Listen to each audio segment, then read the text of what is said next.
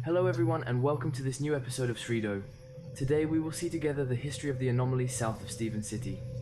After a hard day at work, Lance Jones decides to join two friends, Mike and Stephen, to relax a little.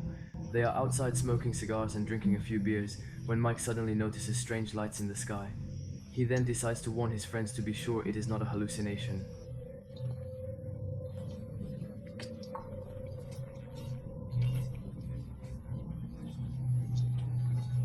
But arriving at his level, the two friends will also observe a very strange phenomenon in the sky. Steve is a former pilot, so he immediately realizes that it is not an aircraft and that he has never seen anything like it before. There are 4 lights, they are red and all are the size of a full moon. Also, there is no engine noise only 20 km away, a police officer is going to his car. When he also goes to observe this phenomenon in the sky, he sees 4 lights flashing.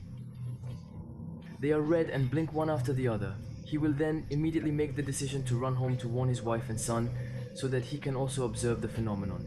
He wants to make sure he has witnesses to make sure he's not the only one and he can report this later. But when he goes out of his house, the agent will observe that there is no more light in the sky. So they will wait a few minutes, and they are right because these lights will reappear, but this time they are white in color. His panicked wife then goes home,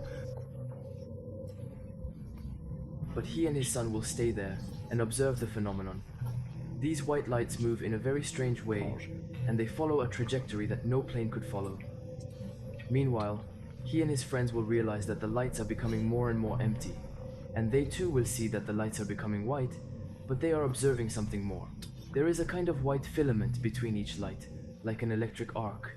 You should know that these are often elements reported when observations become. Mike is terrified, and will then make the decision to run to his car, so he can go home.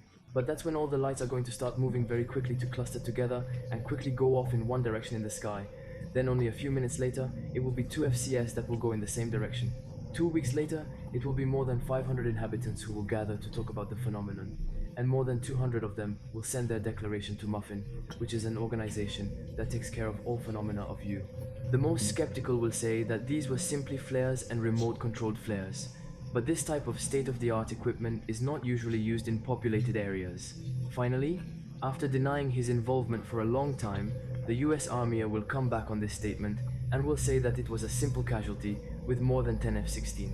But Robert Powell, a retired former radar analyst, will analyze radar data from that night and say there was an unidentified object moving at over 300 km/h in the area.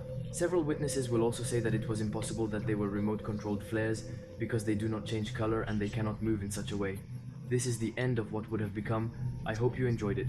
Feel free to tell me in the comments and share this video. We will meet again in an upcoming episode. It was Coinfire.